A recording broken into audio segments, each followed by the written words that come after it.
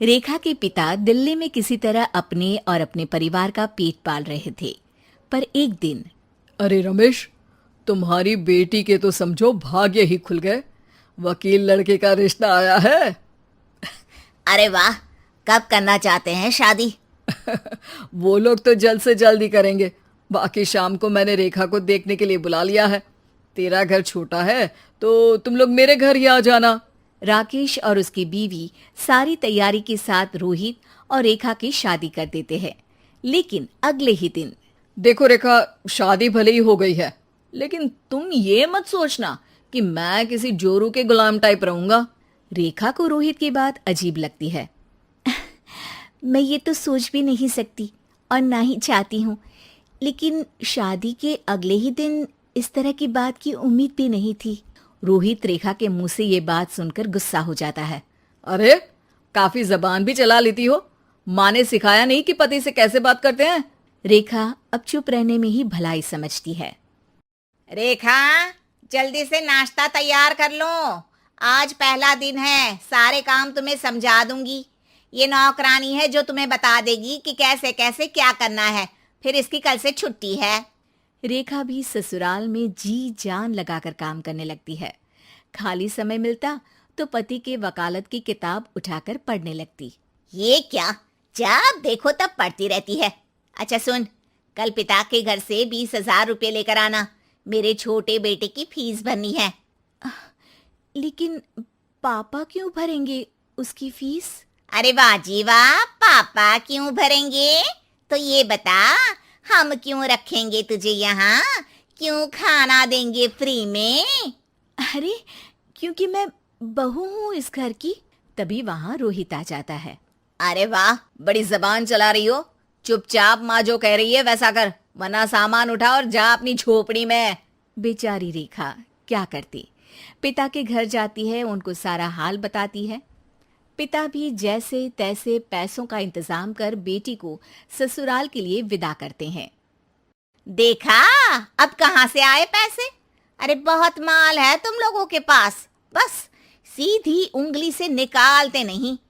नहीं नहीं माँ, पापा ने अपनी मोटरसाइकिल बेचकर पैसों का इंतजाम किया है। पता नहीं अब वो ऑफिस कैसे जाएंगे। अरे वाह भाई, ये भी हम सोचे। खैर, जैसे तैसे दिन बीतते हैं। रेखा जहाँ एक प्यारे से बेटे की माँ बनती है, तो वहीं उसका वकालत की किताब में ज्ञान और गहराता जाता है। हे भगवान, बुरे फंसे।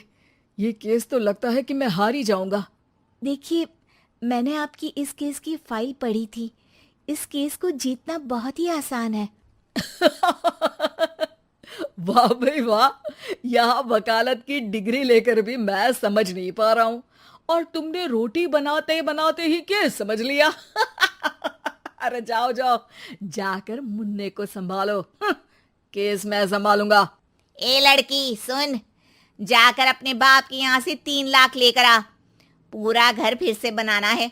छोटे की शादी करूंगी तो छोटी बहू को कहाँ रखूंगी? पूरा घर तो तूने घेर रखा है। ऐसा मत बोलिए माँ जी, पापा इतना पैसा कहाँ से लाएंगे? अब तो वो रिटायर भी हो गए हैं।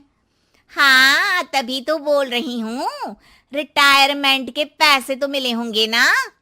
लेकिन वो अगर आपको दे देंगे तो बुढ़ापा कैसे काटेंगे? रोहित रेखा की बात सुनकर गुस्सा हो जाता है। ए सुन, चल अपना सामान उठा, अपना बच्चा उठा और निकल यहाँ से।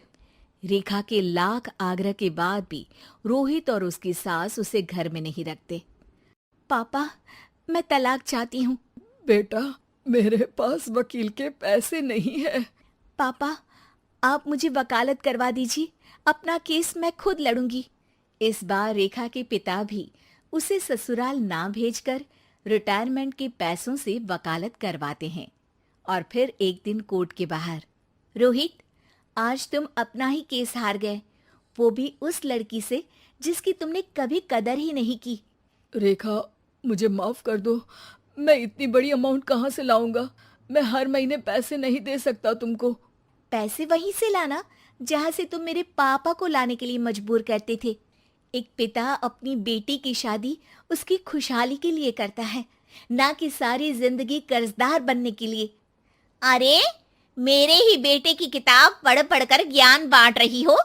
वकालत की किताब तो ससुराल में ही पड़ी थी ना। बिल्कुल, यहाँ मेरी गलती रही। जिस पैसे से मैंने इसकी शादी की थी, मुझे वो पैसे पहले इसकी पढ़ाई में लगाना चाहिए था। और आज रेखा एक जानी मानी वकील के रूप में काम कर रही है।